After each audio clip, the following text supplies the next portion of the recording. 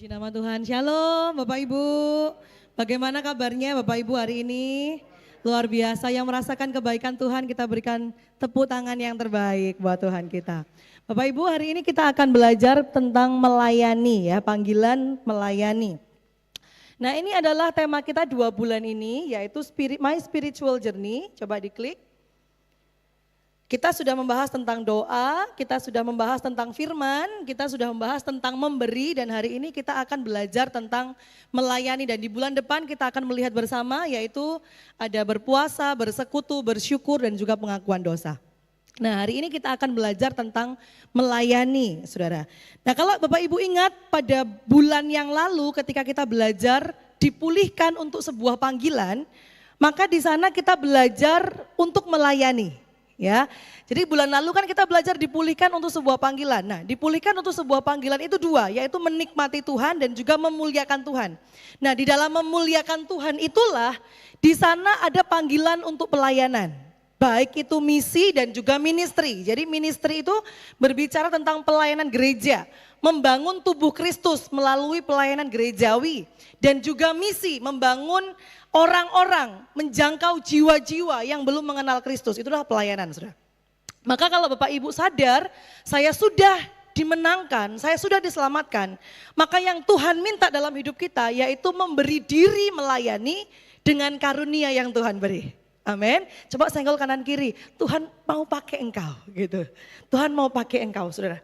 Tidak ada satupun di antara kita yang tidak memiliki karunia. Makanya 1 Petrus 4 ayat 10 sampai 11 berkata begini, layanilah seorang akan yang lain sesuai dengan karunia yang telah diperoleh tiap-tiap orang sebagai pengurus yang baik dari kasih karunia Allah. Jika ada orang yang berbicara, baiklah ia berbicara sebagai orang yang menyampaikan firman Allah. Jika ada orang yang melayani, baiklah dia melakukannya dengan kekuatan yang dianugerahkan Allah. Supaya Allah dimuliakan dalam segala sesuatu karena Yesus Kristus. Ialah yang empunya kemuliaan dan kuasa sampai selama-lamanya.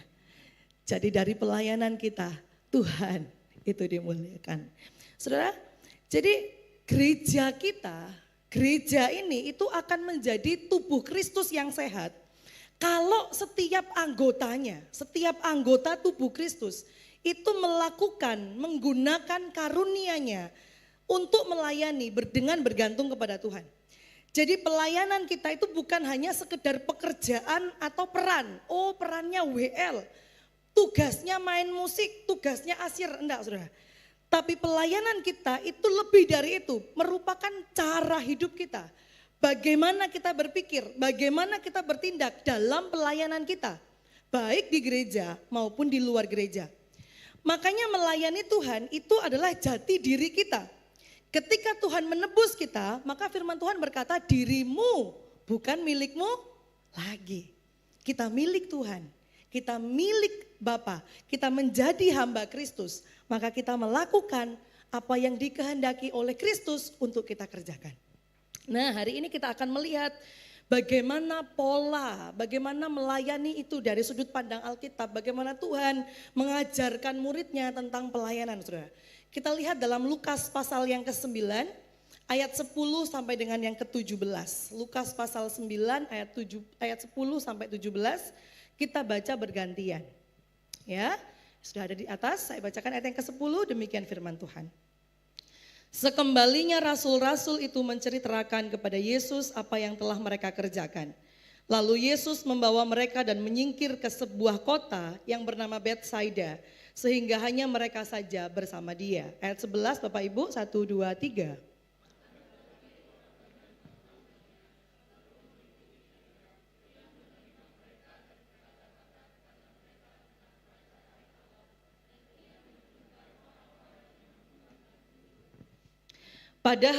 Pada waktu hari mulai malam, datanglah ke-12 muridnya kepadanya dan berkata, suruhlah orang banyak itu pergi, supaya mereka pergi ke desa-desa dan kampung-kampung sekitar ini, untuk mencari tempat penginapan dan makanan. Karena di sini kita berada di tempat yang sunyi. 13, 1, 2, 3.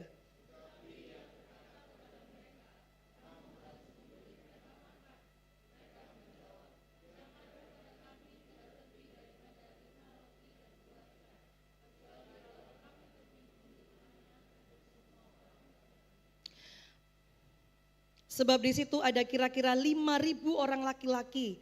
Lalu ia berkata kepada murid-muridnya, suruhlah mereka duduk berkelompok-kelompok, kira-kira 50 orang sekelompok. 15, 1, 2, 3. Dan setelah ia mengambil 5 roti dan 2 ikan itu, ia menengadah ke langit, mengucap berkat, lalu memecah-mecahkan roti itu dan memberikannya kepada murid-muridnya supaya dibagi-bagikannya kepada orang banyak. 17 kita baca bersama, 1, 2, 3. Dan mereka semuanya makan sampai kenyang. Kemudian dikumpulkan potongan-potongan roti yang sisa sebanyak 12 bakul. Puji Tuhan. Bapak Ibu, ini kan cerita tentang mujizat gitu ya. Tapi kita akan melihat bagaimana pola Yesus mengajar murid-murid tentang pelayanan. Saudara, kisah Yesus memberi makan 5.000 orang ini dicatat 4 Injil. Ini adalah satu-satunya kisah yang Matius, Markus, Lukas, Yohanes menuliskan semua. Jadi ini adalah kisah yang penting. Tapi bukan tentang mujizat. Saudara lihat tadi tentang mujizat hanya berapa ayat. Tapi pendahuluannya itu begitu panjang. Jadi Yesus tidak sedang memberitahu bahwa saya bisa melakukan mujizat. Enggak, Yesus sedang mengajar murid-murid bagaimana mereka melayani, terutama Filipus. Kalau saudara baca dalam kitab Yohanes pasal yang ke-6. Jadi fokusnya bukan pada sifat spektakuler mujizat itu. Tetapi pada apa yang diajarkan kepada mereka, kepada murid-murid melayani Tuhan dan bagaimana mereka itu memenuhi kebutuhan orang-orang yang dikerjakan oleh Yesus. Jadi bagaimana Yesus itu memakai murid-murid untuk memenuhi, untuk melayani orang-orang yang mengikuti dia, saudara. Yang pertama, pola yang harus kita mengerti dalam pelayanan. Ada orang-orang yang membutuhkan. Ada orang-orang yang membutuhkan. Lukas 9 ayat 10 sampai 13 menunjukkan kepada kita, akan tetapi orang banyak mengetahuinya lalu mengikuti dia. Ia menerima mereka dan berkata-kata kepada mereka tentang kerajaan Allah dan ia menyembuhkan orang-orang yang memerlukan penyembuhan. Pada waktu hari mulai malam datanglah ke-12 muridnya kepadanya dan berkata, suruh orang banyak itu pergi supaya mereka pergi ke desa-desa dan kampung-kampung sekitar untuk mencari tempat penginapan dan makanan. Saudara lihat, Yesus itu melihat mereka, Yesus itu menyambut mereka. Tapi murid-murid bilang apa? Suruh mereka pergi. Bapak Ibu, kalau Bapak Ibu baca pasal ini, ketika mereka menyeberang ke Betsaida, mereka itu mau ngapain? Tadi mereka mau ngapain ketika mereka pergi? Mau beristirahat. Ya, Markus 6 ayat 31 berkata begini, lalu dia berkata kepada mereka, marilah ke tempat yang sunyi supaya kita apa saudara? Sendirian dan beristirahat seketika. Orang-orang ini Yesus dan murid-muridnya itu adalah orang-orang yang lelah, pingin istirahat. Sebab memang begitu banyaknya orang yang datang dan yang pergi sehingga makan pun mereka gak sempat. Mereka ini pingin beristirahat. Tapi ketika orang-orang itu datang, Yesus itu menyambut mereka. Berbeda dengan murid-muridnya, mereka bilang apa? Suruh mereka pergi, saudara. Dan yang kita perhatikan di sini, kenapa Yesus begitu menerima mereka? Sebab Yesus melihat ini adalah orang-orang yang sangat membutuhkan. Apa saudara kebutuhan mereka? Coba kita lihat yang pertama, mereka butuh kesembuhan fisik. Ada orang yang buta di sana, ada orang yang tuli, ada orang yang sekarat, saudara. Mereka membutuhkan kesembuhan fisik, mereka membutuhkan berkat. Bahkan dikatakan ketika hari semakin malam, kebutuhan mereka bertambah. Mereka butuh makanan. Tapi kebutuhan terbesar mereka adalah kebutuhan rohani. Makanya Yesus tidak menjelaskan Yesus kasih makan, Yesus menyembuhkan, enggak. Itu dikerjakan. Tapi yang paling besar Yesus mengajar mereka tentang kerajaan Allah. Ini saya tulis di sini saudara ya. Makanya enggak cukup bakso saudara. Injil harus diberitakan. Kita melihat ada orang-orang yang membutuhkan, ya. Ada orang yang butuh kesembuhan, ada orang yang butuh pengobatan. Ada orang yang butuh bantuan sosial, bakso. Kita kerjakan itu, ya. Itu pelayanan kita. Tapi itu bukan kebutuhan terbesar mereka. Yang mereka butuhkan lebih daripada itu, mereka butuh Yesus. Makanya ketika saudara baksos, saudara sampaikan sedikit berita Injil. Tuhan memberkati ya, ini dari Tuhan Yesus. Tuhan Yesus menyayangimu Pak. Ini bantuan dari Tuhan Yesus ya. Tuhan Yesus sanggup sembuhkan engkau. Tuhan Yesus sanggup berkati engkau, begitu saudara. Jangan sampai hilang Yesusnya. Kenapa? Ada satu tulisan di bumper mobil saudara ya. Tulisannya begini, life is hard, then you die. Hidup itu berat, lalu engkau mati. Dan ini adalah kenyataan yang dihadapi oleh orang-orang yang membutuhkan saudara. Orang-orang tanpa Kristus. Mereka hanya hidup susah, lalu mereka akan mati begitu saja, sia-sia.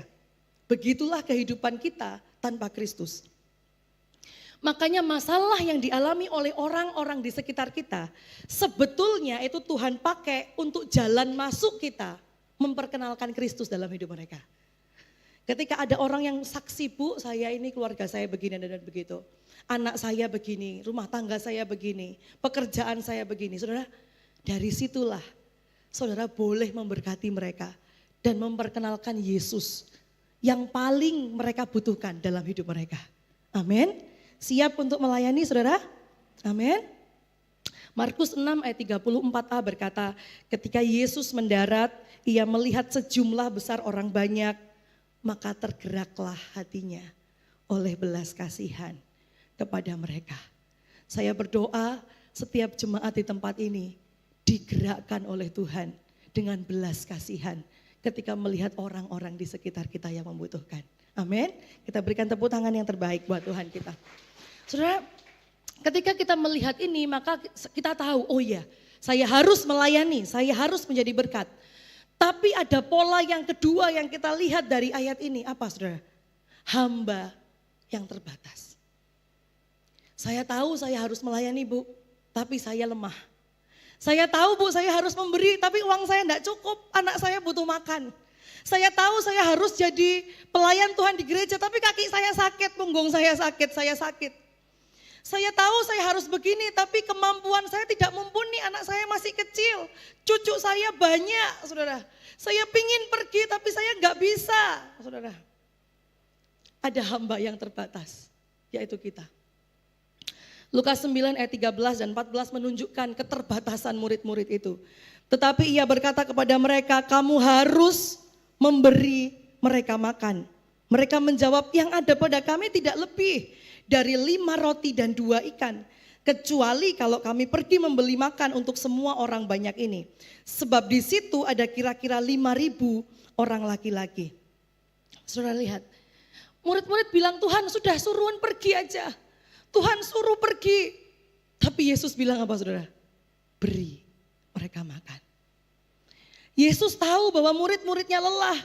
Tapi Yesus berkata, beri mereka makan. Saudara lihat, coba diklik slide selanjutnya.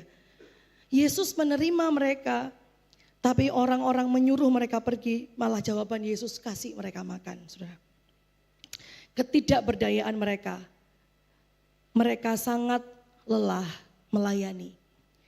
Mereka menyingkir untuk beristirahat, makanya mereka berkata, suruh mereka pergi.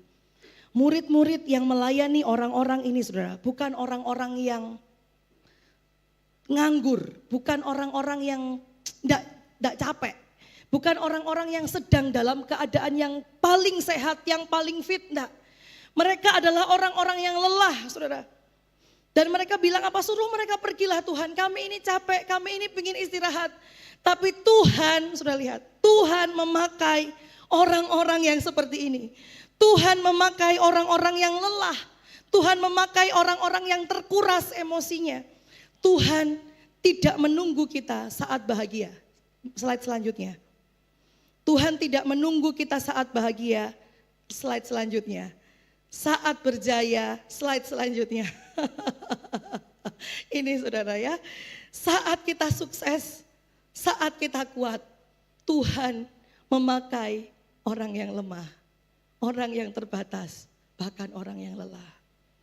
Kalau hari ini kita merasa saya capek mengikut Tuhan, saya capek melayani Tuhan. Sudah sekian lama saya mengikut Tuhan, sekian lama saya pelayanan, sekarang saya sudah tua, saya ingin beristirahat. Saudara, Tuhan pakai murid-murid yang lelah. Tuhan pakai murid-murid yang sedang terkuras emosinya. Tuhan pakai mereka. Yang kedua, murid-murid yang seperti apa yang Tuhan pakai? Mereka yang sangat sibuk, mereka bukan orang yang nganggur, saudara. Mereka bukan orang yang santai. Sebelumnya mereka sudah sepanjang hari melayani. Bahkan dikatakan apa? Sehingga makan pun mereka tidak sempat.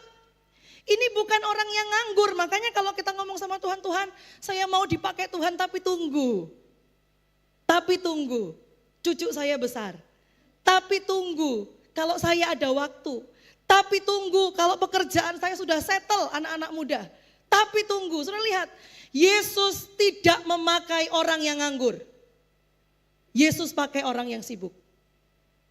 Tuhan tidak tunggu kita sampai kita betul-betul ada waktu luang buat Yesus. Kalau kita betul-betul menjadikan Yesus itu nomor satu dalam hidup kita, tidak mungkin kita kasih waktu sia-sia, waktu sisa-sisa untuk Yesus.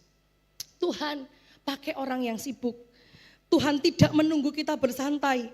Tuhan tidak menunggu kita punya waktu luang.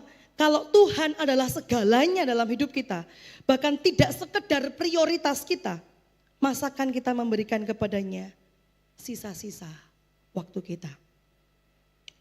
Bahkan mereka nggak hanya sibuk Bapak Ibu, mereka juga adalah orang yang lapar. Orang yang lapar memberkati, melayani orang yang lapar. Sudah lihat? Tuhan nggak nunggu kita sembuh baru kita akan doakan orang yang sakit. Saya percaya dalam keadaan saat ini, ketika Bapak Ibu sakit, Tuhan mau pakai kita untuk doakan orang yang sakit. Amin. Tuhan gak tunggu mereka kenyang, baru mereka melayani orang yang lapar. Nggak. Mereka sedang lapar, tapi melayani orang yang lapar. Tuhan gak menunggu kita kaya untuk memberi kepada orang yang berkekurangan. Kita kurang, tapi kita memberi dari kekurangan kita. Tuhan gak nunggu kita mahir untuk kita melayani. Tuhan minta kita melayani Dia dengan apa yang kita miliki. Amin. Hari ini Tuhan menunjukkan kepada kita, Tuhan tidak cari orang sempurna saudara. Tuhan memakai orang-orang yang tidak sempurna untuk dipakai oleh Tuhan. Apa ketidakberdayaan mereka? Apa keterbatasan mereka selanjutnya? Jumlah orang. Mereka harus memberi makan, bukan cuma 10 orang, bukan cuma 5 orang. Tapi 5.000 orang laki-laki. Kalau dihitung kira-kira 1 ibu 1 anak berarti ya 15.000 saudara. Mereka harus kasih makan 15.000 orang. Mereka yang hanya 13 orang memberi makan 15.000 orang. Sumber daya yang tidak cukup. Mungkin kita juga begitu. Saya mau melayani tapi sumber daya saya tidak cukup Bu. Kekuatan saya tidak cukup. Keuangan saya enggak cukup saudara. Ketika saya belajar firman ini untuk disampaikan, saudara, betul-betul ini berbicara kepada kami. Betul-betul ini berbicara kepada saya. Terlalu sering kami berkata, Tuhan, kalau kami kerja, kalau kami punya banyak duit, kami bisa mengembangkan gereja ini lebih baik, saudara. Kalau saya, enggak ada sumber daya. Enggak ada sumber daya, saudara. Rumah pun kami enggak punya. Kami gak punya sumber daya. Dan seberapa sering kita juga begitu, saya gak punya sumber daya, gak punya waktu. Tuhan gak cari orang yang punya sumber daya, saudara. Sumber daya yang tidak mencukupi. Mereka cuma punya 5 roti sama 2 ikan. Untuk 5.000 orang laki-laki. Mereka gak cukup punya uang, saudara. Kalau mereka harus beli roti, itu 200 dinar. Yang setara dengan gaji 8 bulan. Lagi pula tempatnya terpencil, nggak bisa beli roti. Kalaupun mereka pergi ke Betsaida untuk beli roti, Betsaida tidak akan punya cukup roti. Ini betul-betul skakmat, saudara. Betul-betul mati, nggak ada jalan, tidak ada sumber daya. Uang nggak punya, roti nggak punya. Semua mereka nggak punya. Apa yang harus mereka kerjakan untuk orang-orang ini? Tapi berita baik buat setiap kita, Tuhan itu memakai orang-orang yang kekurangan sumber daya. Tuhan tidak meminta kita melayani Dia setelah kita kaya, setelah kita punya talenta yang lebih, setelah kita mencapai usia tertentu, oh saya akan melayani Tuhan kalau saya umur 40 tahun. Kalau saya sukses, Kalau saya sudah punya ini dan punya itu, saya akan melayani Tuhan. Tuhan memakai orang-orang yang kekurangan sumber daya. Makanya saudara, kalau ada orang yang nyanyi, belajar melayani Tuhan, terus fales misalnya, lu ya bu diomong no saudara. Jangan diceritakan, kita semua belajar melayani. Saudara yang belum melayani dalam kubu-kubu doa, ayo belajar ambil bagian. Jadi doa, pendoa.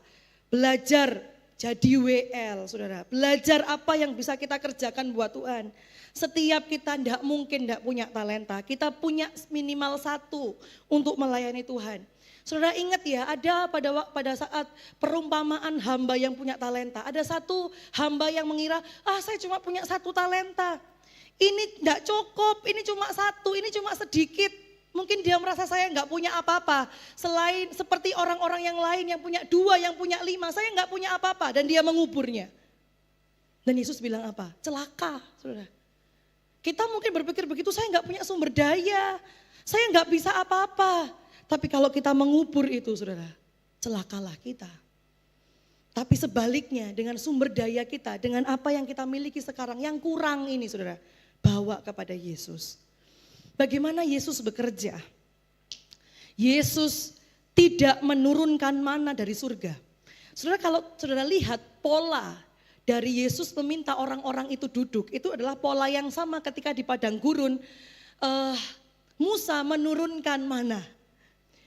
Dan Yesus gak lakukan itu. Yesus tidak sedang membandingkan dirinya, akulah Musa yang juga melakukan mujizat yang spektakuler. Enggak. Yesus tidak melakukan mujizat dengan tiba-tiba ada roti. Bisa enggak saudara? Tiba-tiba semua orang pegang satu roti gitu, bisa enggak? Bisa. Terlalu gampang buat Tuhan. Tuhan enggak suruh malaikat, ayo malaikat datang, ini ada roti, bagi-bagikan. Enggak saudara. Tapi Yesus menggunakan murid-murid yang enggak berdaya ini. Yesus enggak pakai malaikat, tapi Yesus menggunakan murid-murid yang tidak berdaya. Murid-murid yang lelah, murid-murid yang sibuk, murid-murid yang kekurangan sumber daya. Dia memakai orang yang lemah, orang yang rapuh, dan orang yang terbatas. Tuhan ingin memakai kita. Coba senggol kanan kiri bilang, Tuhan mau pakai engkau. Saudara ya, Tuhan mau pakai engkau. Beberapa orang berkata tadi ya, saya mau melayani Tuhan, kalau saya begini, kalau saya begitu. Tapi adalah sebuah kekeliruan yang besar. Kita bekerja kepada Tuhan bukan karena waktu luang kita. Kita bekerja buat Tuhan karena kita tahu Dia layak menerima yang terbaik dari kehidupan kita. Kunci iman Kristen itu bukanlah kekuatan, melainkan kelemahan. Saat saudara merasa saudara kuat, saudara tidak bisa dipakai Tuhan. Ketika saudara merasa saya kaya, saya bisa pakai kekuatan saya, gereja ini sering ya, gereja ini kalau enggak saya itu enggak bisa saudara. Si A itu kalau enggak saya yang bantu, enggak bisa. Ini kalau enggak saya yang jalan, enggak mungkin jalan. Tuhan enggak pakai orang yang kuat, merasa diri kuat, merasa diri mampu. Tuhan cari orang yang hatinya remuk, Tuhan cari orang yang sadar akan kelemahannya. Supaya betul-betul kekuatan Tuhan itu nyata dalam pelayanan kita. Bagaimana melakukannya?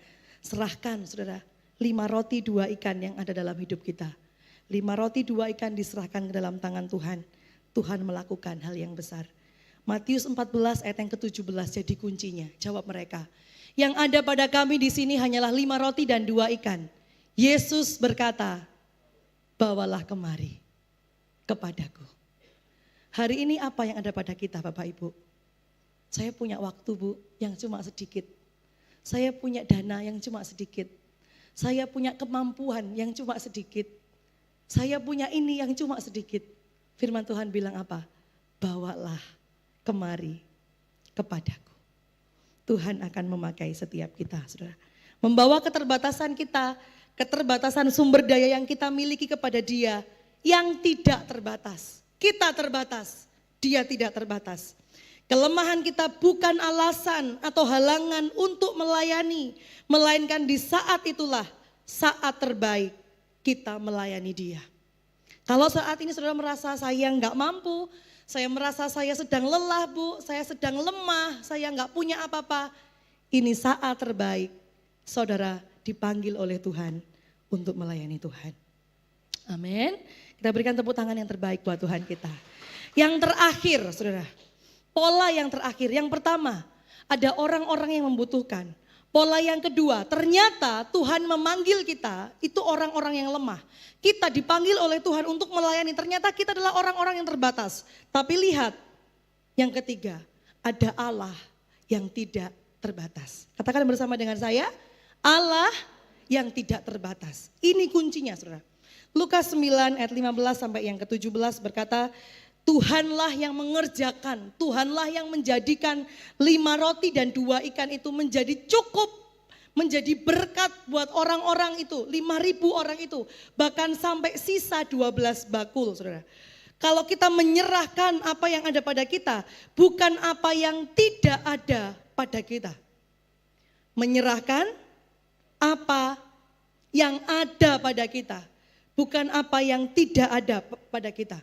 Kita suka bilang begitu saudara ya, seandainya saja aku punya lebih banyak waktu, aku akan melayani Tuhan. Seandainya saja aku punya lebih banyak uang, aku akan memberi secara teratur untuk pekerjaan Tuhan. Ini seperti saya saudara, seperti kami. Dan kami berdosa di hadapan Tuhan. Kami ingin melakukan pekerjaan Tuhan, tapi kami tidak melihat dan mengandalkan Tuhan.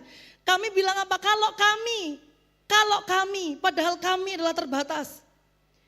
Kita lihat begitu, kalau kita melihat apa yang tidak ada dalam diri kita. Seandainya saja aku memiliki kemampuan yang dimiliki si A, aku akan melayani Tuhan. Seandainya saja. Ini bukan hal yang kita miliki, ini hal yang tidak kita miliki saudara. Jadi hari ini mari berhenti untuk melihat apa yang tidak kita miliki. Saya berhenti melihat bahwa saya tidak punya pekerjaan yang lain untuk memberkati gereja ini. Saya berhenti untuk melihat itu, tapi saya melihat apa yang saya punya yang cuma sedikit untuk melayani Tuhan. Yesus itu tidak menggunakan 200 dinar yang tidak ada pada mereka. Mereka enggak punya 200 dinar. Dan Tuhan enggak kasih mereka 200 untuk melayani, enggak. Yesus pakai apa yang ada pada mereka. Yesus menggunakan 5 roti dan 2 ikan yang ada pada mereka. Bapak Ibu, ada sebuah kisah ya. Satu kali ada seorang pendeta, lalu pendeta ini datang kepada seorang petani begitu. Ini gambar petaninya ya.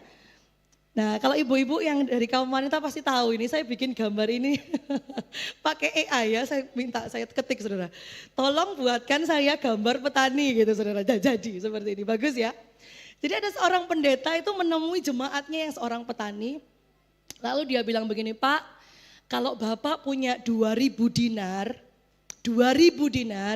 atau 2.000 dolar, Bapak mau enggak kasih yang 1.000 untuk pekerjaan Tuhan? Dia bilang bagaimana saudara?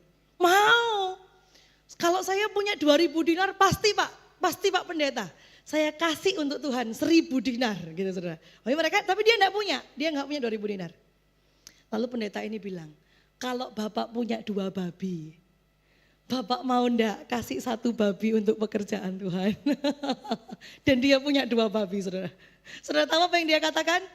Wah Pak pendeta ini curang saudara. Bapak tahu saya punya 2 babi, makanya Bapak bilang begitu kepada saya. Kalau yang enggak ada, dia mau kasih saudara. Tapi yang ada pada dia enggak mau kasih. Kita sering gitu ya, kalau saya punya waktu lah saya melayani. Padahal waktu itu kita enggak punya saudara. Kalau kita punya banyak waktu. Kalau saya punya uang 10 M lah saya melayani. Karena kita enggak punya saudara. Tapi yang ada pada kita, yang 10.000 mungkin, kita enggan kasih buat Tuhan. Hari ini kalau kita mau dipakai oleh Tuhan, rendahkan hati saudara, apa yang ada pada diri kita, yang sederhana itu beri buat Tuhan. Menyerahkan keterbatasan kita untuk digunakan sesuai dengan kehendaknya. Murid-murid taat ketika Tuhan bilang ayo bentuk kelompok, mereka taat saudara. Ada 3 yang Tuhan kerjakan untuk melakukan mujizat itu, untuk memakai orang-orang yang terbatas itu. Yesus mengucap berkat, roti itu diberkati oleh Tuhan, Yesus memberkati. Jikalau bukan Tuhan yang membangun rumah, Mazmur berkata apa? Sia-sialah usaha orang yang membangunnya. Jikalau bukan Tuhan yang menjaga kota, apa saudara? Sia-sialah penjaga berjaga-jaga. Segala sesuatu di dalam pekerjaan Tuhan bergantung kepada berkat-Nya. Bahkan jumlah yang tidak cukup bersama dengan Tuhan pasti cukup. Amin.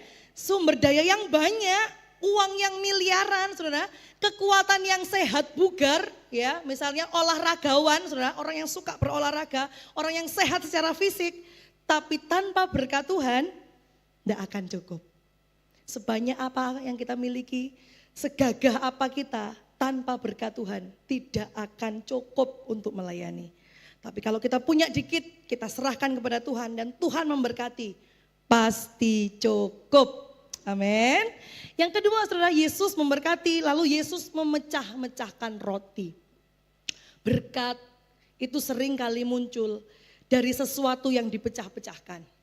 Dari hidup kita yang terpecah, saudara. Makanya firman Tuhan bilang Tuhan itu cari orang yang hatinya hancur.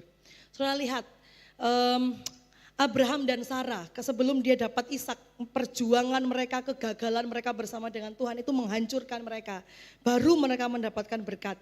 Dari kelumpuhan pinggul, Yakub bertarung dengan Tuhan sebelum dia menang. Dari kegagalan Musa menggembalakan 40 tahun, ia baru menjadi pemimpin yang baik. Berkat Tuhan itu seringkali didahului dari sesuatu yang rusak, dari sesuatu yang pecah, saudara. Makanya hati kita itu juga perlu dipecah, hati kita itu juga perlu dirusak, hati kita itu perlu hancur untuk melayani Tuhan. Tadi saudara, Tuhan tidak cari orang yang hatinya tegar, yang bilang ini aku, ini karena aku, semua karena aku mampu, aku mampu, aku mampu, saudara. Tuhan butuh hati yang hancur, yang menangis di hadapan Tuhan, yang berkata aku berdosa, aku mau melayani Tuhan, aku hina tapi aku melayani Tuhan, aku miskin tapi aku mau melayani Tuhan, aku sakit tapi aku mau melayani Tuhan. Tuhan cari orang yang seperti itu, saudara. Tuhan memakai hal-hal yang rusak, diperlukan tanah yang rusak untuk menghasilkan panen.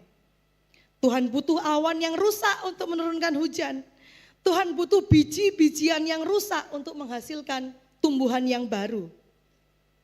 Tuhan membutuhkan zaitun, buah zaitun yang diperas sampai hancur untuk menghasilkan minyak yang murni. Tuhan membutuhkan kita yang hancur untuk dipakai oleh Tuhan. Jadi berkat. Kebanyakan dari kita tidak terlalu lemah untuk melayani Tuhan. Tapi kita terlalu kuat. Atau setidaknya kita pikir kita begitu. Tuhan tidak menginginkan kecukupan kita. Dia menginginkan kekurangan kita. Agar kita percaya kepadanya untuk melengkapi kekurangan kita. Ketika kita lemah, maka kita kuat. Kekuatannya disempurnakan dalam kelemahan kita. Ketika kita berserah kepadanya dan mengizinkannya memberkati, memecah-mecah hidup kita, melipat gandakan dan membagikan roti dan ikan yang sedikit itu untuk memenuhi kebutuhan orang lain. Dari kita yang hancur, Yesus memuaskan orang-orang yang kita layani. Markus 6 ayat 42 sampai 43 berkata, dan mereka semuanya, apa saudara? Makan sampai kenyang. Tidak ada yang cuma makan sedikit. Mereka semua makan sampai kenyang. Siapa mereka semua? Termasuk murid-murid yang lapar. Siapa mereka semua? Termasuk anak kecil yang bawa bekal 5 roti 2 ikan. Siapa mereka semua? Orang-orang itu makan sampai kenyang. Kemudian orang mengumpulkan potongan-potongan roti. Berapa saudara? 12 bakul penuh. Selain daripada sisa-sisa ikan. Saya rasa tidak kebetulan mengapa jumlah, saudara ya, jumlah yang sisa itu berapa? 12 bakul. Sama seperti jumlah apa saudara? Murid-murid. Saya rasa tidak kebetulan. Tuhan pingin ngomong, engkau berkorban buat aku, engkau yang lelah, engkau yang lapar, engkau yang gak punya sumber daya. Tapi kalau engkau percayakan kepadaku, Tuhan tidak akan tinggalkan engkau saudara. Tuhan tidak akan tinggalkan kita ya. Mujizat 5 roti dan 2 ikan itu ada di Yohanes pasal 6 ayat 15. Yohanes 6 ayat 35 Yesus berkata, Kata Yesus kepada mereka, akulah roti hidup. Barang siapa datang kepadaku, ia tidak akan lapar lagi. Dan barang siapa percaya kepadaku, ia tidak akan haus lagi. Yesus adalah roti hidup yang dipecah-pecahkan bagi kita. Dia yang tidak hanya dikoyakkan dan dihancurkan untuk 5.000 orang laki-laki atau 15.000 orang. Tapi dia dihancurkan untuk seluruh umat manusia, untuk saudara dan saya, dari segala tempat dan dari segala zaman. Supaya melalui kehancurannya kita diberkati dan kita dipuaskan. Saat ini Bapak Ibu, kita yang lemah, kita yang hancur, kita yang tidak berdaya, kita tidak pernah ditinggalkannya.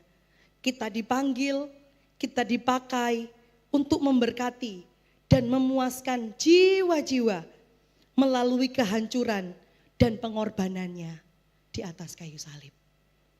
Tuhan Yesus memberkati kita semua. Selamat melayani Tuhan. Kita berikan tepuk tangan yang terbaik buat Tuhan kita.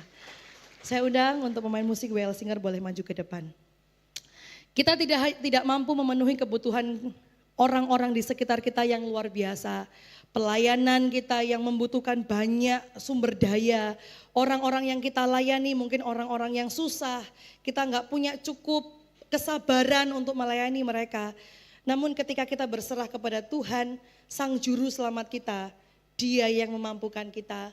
Dia memberkati kita, Dia yang menghancurkan hidup kita, dan Dia yang melipat gandakan hidup kita untuk memuaskan pelayanan-pelayanan yang kita kerjakan.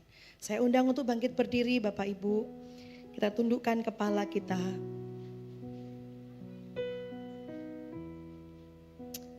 Haleluya.